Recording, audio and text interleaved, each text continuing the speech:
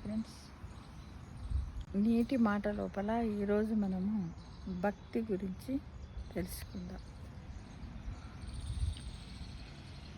దీంట్లో మొట్టమొదలు ఏంటంటే భక్తి అంటే ఏమిటి? భక్తి అంటే మనలో అన్ని భావాలు ఉన్నట్లు భక్తి కూడా ఉంటుంది. వర్షాకాలంలో వరద వచ్చినట్లు భక్తి పొంగుకు రావాలి. అయితే భక్తి పారవశ్యం అందరికీ తెలియదు, కొందరికి మాత్రమే తెలిసి అందరికీ తెలియని ఆ భక్తి గురించి ఆధ్యాత్మిక చరిత్ర చాలా గొప్పగా చెబుతుంది. ఫ్రెండ్స్, గొప్పగా చెబుతుంది. మనకు అనుభవంలోనికి రానిది ఎంత గొప్పదైనా దాని విలువ మనకు ఓ పట్టాన అర్థము కాదు, తెలుసుకోలేము కూడా. ఎంతోమంది భక్తులున్నారు, ఎన్నో విషయాలు చెప్పారు. వారు వారి దేవుళ్ళకు గురువులకు అంకితమైపోయారు. భక్తులే భక్తికి పరమ ప్రమాణాలు, అంటే కొలమానాలు అన్నమాట. భక్తి ఏ స్థాయిలోనైనా ఉంటుంది. రెండు చేతులు కలిపి జోడించిన దగ్గర నుంచి ఇందుగలడందు లేడని చక్రి స్వర్గోపగతుండు అని ప్రహ్లాదుడు తండ్రికి బోధించే స్థాయి వరకు కూడా ఉంటుంది.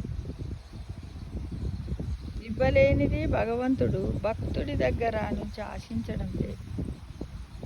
అతడు హృదయంలో ముందుగా నిక్షిప్తం చేసి భూమి మీదకు పంపించి ఆ తర్వాత నీ భక్తి ఎంత అని అడుగుతున్నాడు. అదేదో తనకు తెలియని విషయంలాగా మనిషి తెల్లమొహం వేసి చూస్తున్నాడు. మనం ఏమనుకోవాలి, అన్ని కష్టాలు సుఖాలు సంతోషాలు ఈ భక్తి అంతా మాకు అన్ని మా రాత రాసే పంపించామని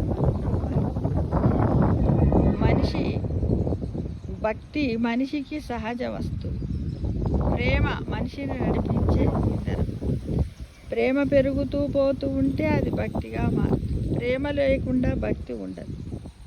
భక్తి ప్రేమను ఆధారం చేసుకొని బతుకుతుంది. భయమో భక్తో ఏదో ఒకటి ఉండాలంటారు చూడండి చాలామంది పెద్దవాళ్ళు. ఒరేయ్, నీకు భక్తి లేకుండా కనీసం భయంతోటైనా పూజ చేయరా దేవుడికి అంటారు కదా. అలా భయం కారణంగా భక్తి అలవాటుగా మారవచ్చు. ఆ తర్వాత భయం పోయి ఆ స్థానంలో ప్రేమ ప్రవేశిస్తుంది. భక్తిని అలవాటు చెయ్యాలి.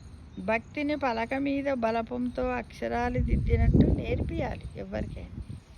ఎవరికి చిన్నపిల్లలు పుట్టిన వెంటనే వాళ్ళకి ఏమీ తెలియదు. మనం చూడండి, వాళ్ళ ముందు స్నానం చేసి తులసి చెట్టుకు నీళ్ళు పోయడం, అలానే ఒక అగరబత్తి దేవుని ముందు వెలిగించి పెట్టడం, అవన్నీ చూశారనుకోండి, మనల్ని చూసి వాళ్ళు ఏం చేస్తారు, ఇమిటేషన్ చేస్తారు. మనం ఉట్టిగానే ఏంటిది ఒక పంచ కట్టుకున్నాడు అనుకోండి, తాతగారు పంచ కట్టుకున్నాడు, వాడు కూడా తెల్లారి స్నానం చేయగానే టవల్ని అలా కట్టుకొని తాతలాగానే నడవడానికి ట్రై చేస్తూ ఉంటాడు. కాబట్టి ఖచ్చితంగా ఇది పలక మీద దిద్దినట్లే చెప్పాలి పిల్లలకు. భక్తి పుట్టుకతో రాదు, కారణ జన్ములకు తప్ప. మన మనస్సులో భక్తి ఉంటుంది, అది మనుషులకు తెలియకుండా ఉంటుంది. భక్తిని రగిలించే ప్రేమజ్యోతి హృదయంలో జ్ఞాన రూపంలో ప్రవేశించాలి. జ్ఞానం అనే తాళం తెరిస్తేనే కానీ భక్తి కనిపించదు. ఇదంతా సమయం వచ్చినప్పుడు దైవానుగ్రహం వల్ల జరుగుతుంది. చేసిందంతా చేసి నువ్వు నాకు భక్తితో మొక్కు, నీకు అన్నీ నేను చేస్తాను అన్నాడు శ్రీకృష్ణుడు.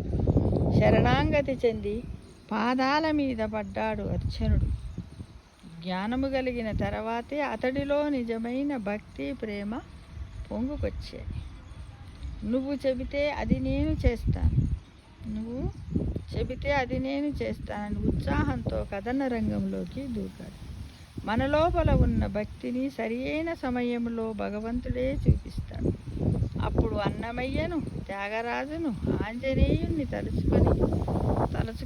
తలుచుకొని మురిసిపోతాం. భక్తికి ప్రయోగశాల భక్తుడి యొక్క శరీరమే. నవవిధ భక్తుల గురించి నారద మహర్షి భక్తి సూత్రాలు రచించారు.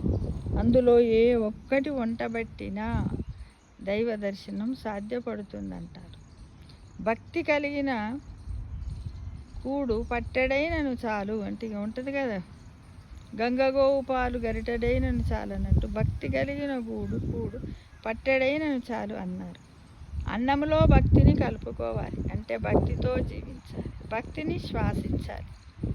భక్తిని శ్వాసించాలి, భక్తిని ఆరాధించాలి. భక్తి శరీరంలో రక్తంగా ప్రవహించాలి, మనస్సులో మహాభావమై పొంగి పొరలాలి, ఆత్మను శుద్ధి చేయాలి. ఏ విధంగా? నామస్మరణతోటి, యోగతోటి, ధ్యానంతో, భగవన్నామస్మరణతోటి మనం ఏం చేయాలి? మన ఆత్మను శుద్ధి చేయాలి. ఎన్ని జన్మలెత్తినా ఒక్కసారి భక్తుడిగా పుడితే కథ ముగింపునకు వస్తుంది. అంతేగా?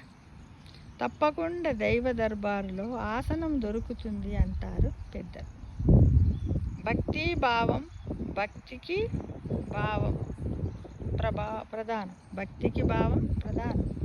అందరికీ కనిపించని రూపము భక్తుడికి కనిపిస్తూ ఉంటుంది. ఎదురుగా ఎవ్వరు లేకుండా ఏవో మాటలు మాట్లాడుతున్న పిచ్చివాడిలా కనిపిస్తాడు నిజమైన భక్తుడు.